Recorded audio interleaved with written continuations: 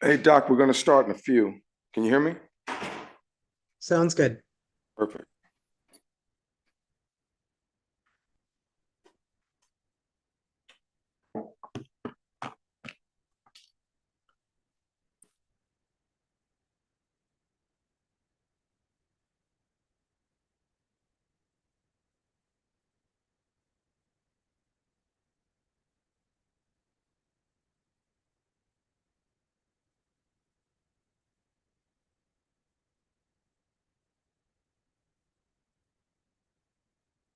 Is it?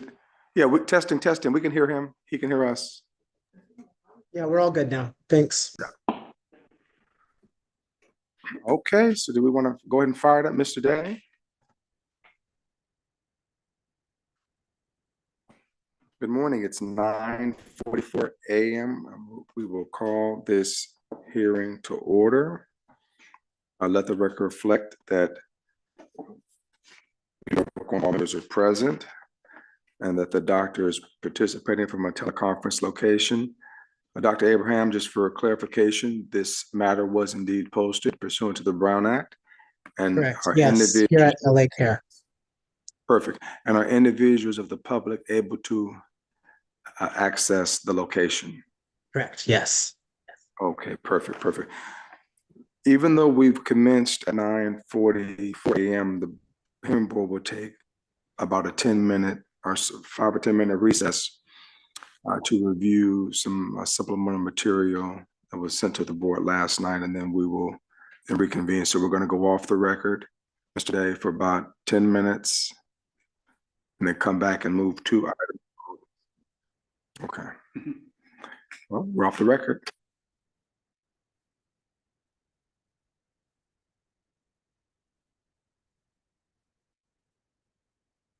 Sorry about that.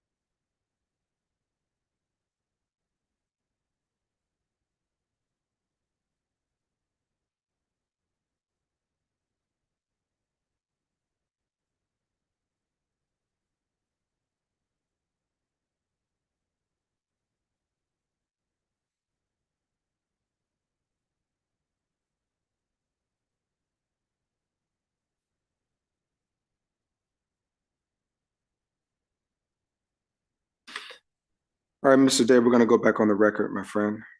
We didn't need the entire 10 minutes.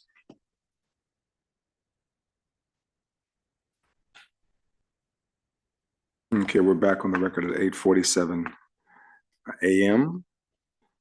So the case before us, there's two cases before us on consent. And before we take the cases, Madam Clerk, just wanted to clarify if any individuals were online to provide non-evidentiary testimony. Evidentiary testimony. No, there's no one online.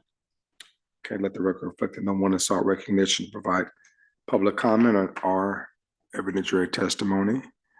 We're going to move down quickly to case number 6139-8, which is Verizon Wireless Big Bear City is an interim variance pursuant to Rule 203.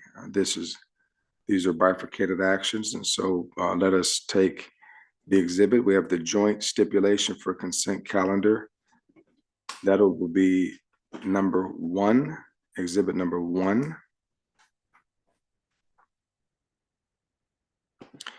And then we have the declaration from Zach Feingold. Zach Feingold is exhibit number 2.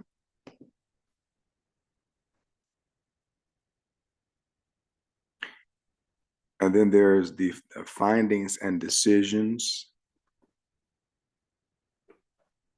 proposed findings and decisions of the hearing board. That's exhibit number 3. And then the board item HB1 is communication between Mr. Bellica as well as district staff relative to matters pertaining to 6139-8. Any further comments or questions relative to the exhibits? There was one other document, the comparison document, it applied. Also, that was sent last night. Besides the finding a decision document, there was a document, a Word document saying which worded comparison. I don't know. Yeah. Maybe I probably didn't. I don't think I sent that one. Oh, it was sent in the It was email. sent? It Yeah. was? Okay. I didn't print it out then. Oh, it didn't send it out? Okay. I think it was just showing the differences. Yeah. So I don't know if that needs to be marked or not. Would that be inclusive within one of the other exhibits? I mean, I did see it, but I didn't think it would be a separate exhibit. If you want to mark it as such, we can, but I thought perhaps it would be almost as like an omnibus package. Might have been more appropriate for the -9 than looks like. Okay. Okay, so then we'll take that. We'll take that one after this, and then we'll mark it accordingly if you so desire. On the establishment of good cause, any members of the board would like to entertain that discussion? Well, sure. This is actually, you granted ex parte emergency in this matter, and it's shown in Exhibit 3. Wait, I'm sorry, sir, hold on. We're not in recess anymore, Mr. Day. Can we bring the doctor back up? I'm here as well. Okay, very well. All right, I'm sorry, Mr. Perman. Apologize. Go right ahead, sir. As shown in Exhibit 3, they've broken out the good cause findings. And again, this all stemmed from a fire, the so-called line fire, and a state of emergency was declared. And they moved quickly to first file the emergency ex parte and then this interim and ultimately regular variance. The state of emergency was declared on the 7th of September, and they made their first filing on September 13th. So clearly this was something that was beyond their reasonable control, and they acted prudently. So I think that, as shown in Exhibit 3, the basis of a good cause finding can be made. Any additional comments, Ms. Verdugo-Peralta? Thank you, Mr. Chair. I agree that they were circumstances beyond their control. The fact that in the San Bernardino National Forest, that line fire just overcame all of them. And the fact that not only was their equipment burned, also the utility company, Southern California Edison Company, so they can't even respond to them. They have to first pick up their service, and then they have to pick up everybody else, and with the utilities such as Verizon being a high priority. So I concur with Mr.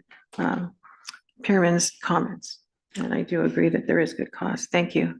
Mr. Bellica? Yeah, I do agree that I can find good cause in moving forward to the next phase. I just wanted to add that yesterday's hearing we had is at the same location at the 3000 Keller Peak Road in Big Bear City. Looks like they might have multiple and towers there that they're running. Yeah. Yes. And I would concur with every other comment as previously proffered. And I would say the governor declared a state of emergency, and so this was pretty impactful to that particular region, and they do provide a vital service to the overall community. And so again, good cause is established.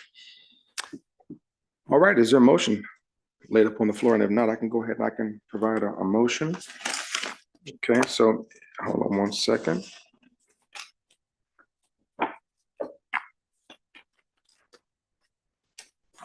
Okay, one quick second.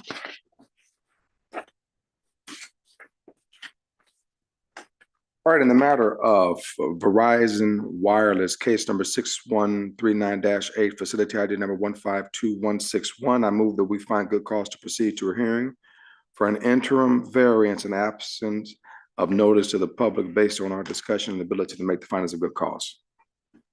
Second.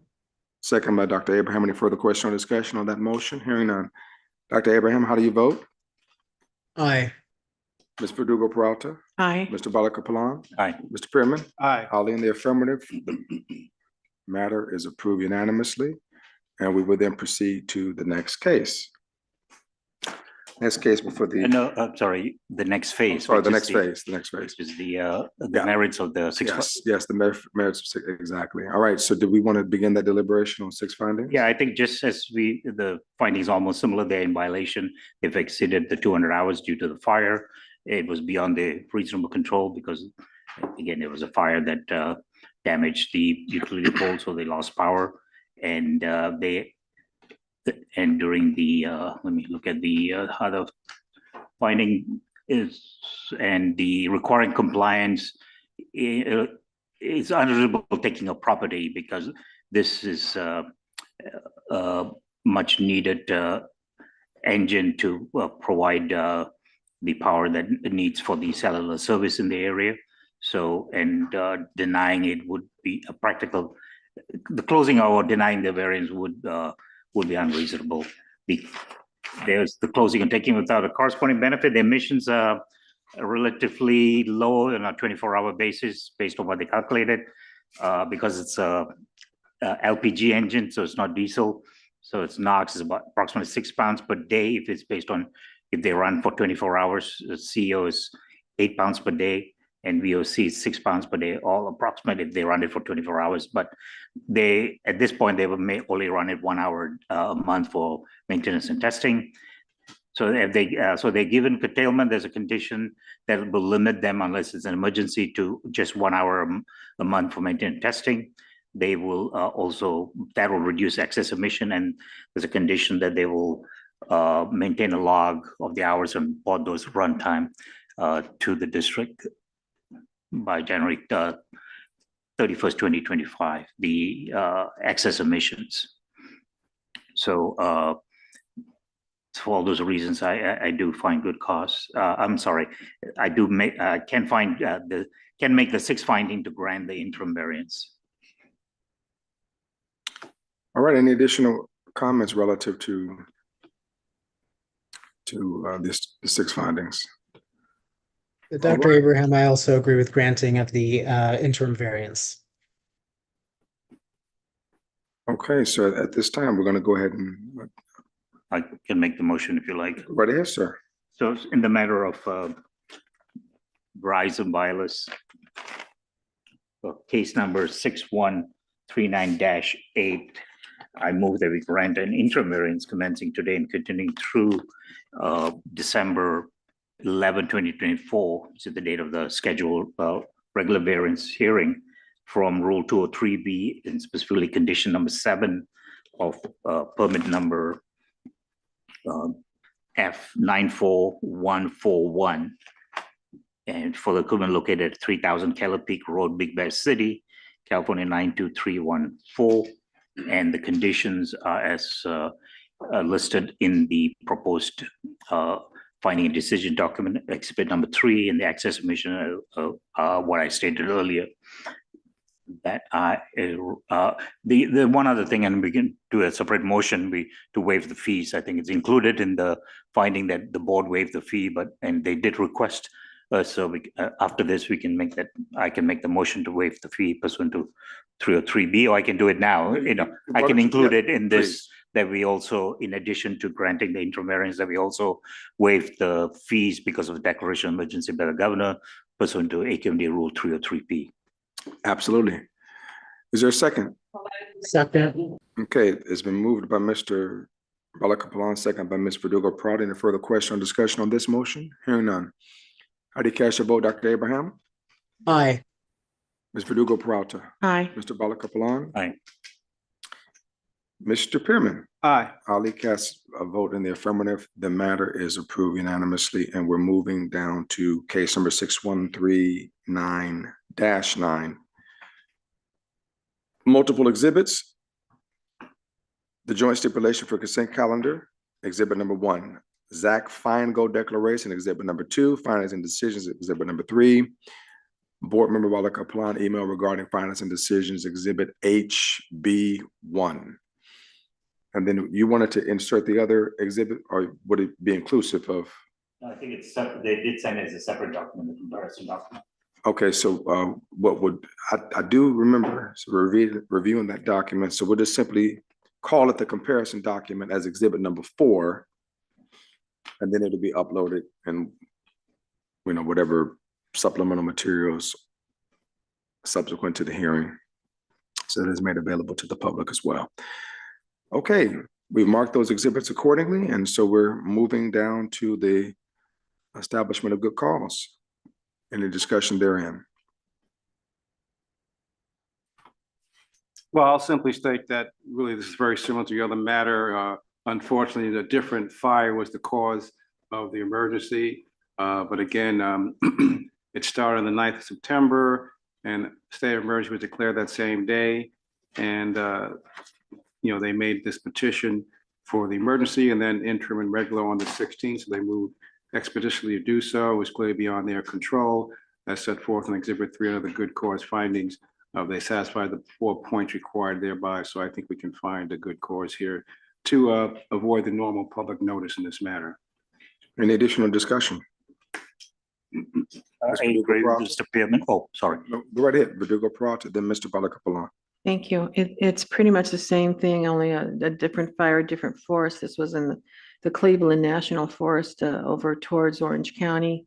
And the fact that same issue, Edison could not respond to them, still can't. They don't have an estimated date when they're going to be able to restore power. So I totally agree with Mr. Pearman's comments that it is beyond their control and that they should be given the benefit of the fact, and therefore I do support the fact that that we should pass this.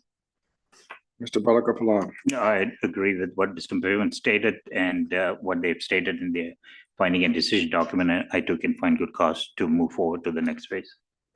All right. In the matter of Verizon Wireless, case number 6139-9, facility ID number 1233867, I move that we find good cause to proceed for a hearing for an interim variance and absence of notice to the public based on a discussion and the ability to make the findings for good cause. I second. Mr. Pearman seconds. Any further question or discussion on that motion? Hearing none. Dr. Abraham. On the vote, Aye. Ms. Verdugo Peralta, Aye. Mr. Balakapalan. Aye. Mr. Pearman. Yes. Ali votes in the affirmative. The matter, that particular portion is now approved and approved unanimously. We'll proceed forward to the findings, to the 6 findings, and we'll assure all deliberation has been moved over within that vein. Who'd like to start on deliberation of the 6 findings? I can go, I think. Oh, sorry. Similar to the other case, we make the 6 findings. The petitioner is in violation of 203B and condition number 7 of their permit in this, it's a different engine, but permit number G72829 and condition number 7 limits them 200 hours. They have gone beyond that. So they're in violation, and non-compliance is beyond the reasonable control because of the airport fire that caused a power failure in the area, and the governor declared a state of emergency in that for that area. And currently, I think this run about 267 hours. Denial of the variance will have caused significant harm to the petitioner because it's it would be an elementary lawful business, and they providing cellular service in the area. and for first responders and so forth. The closing of benefit without a corresponding benefit in reducing condition. While there are some emissions, this is relative to clean fuel engine, LPG again, and the NOx emissions are approximately 10 pounds a day, CO about 13 pounds per day, and VOC 10 pounds per day. So the harm to the petitioner and public would outweigh the benefit to air quality if the emissions associated with the variance request were eliminated as a result of denying the variance. So, and then the petitioner is given consideration curtailing operation. They've accepted the condition to limit the operation to 1 hour a month for testing and maintenance. So, and also during the period, that'll reduce the excess emission. And also they will keep a log of the hours of operation, submit the data to the inspector and also to the clerk of the board in January of 2025.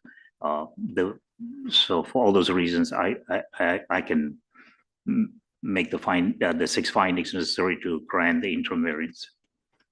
All right, any additional discussion on that? Okay. In the matter of Verizon Wireless case number 6139-9, facility ID number 123867, I move that we grant an interim variance commencing October 16th through December 11th from the rules as encased and subsections as encased in Exhibit 3 relative to the petitioner's equipment as pertained in Exhibit 3, and the location is also inclusive within Exhibit 3, and the conditions should be set forth in Exhibit 3.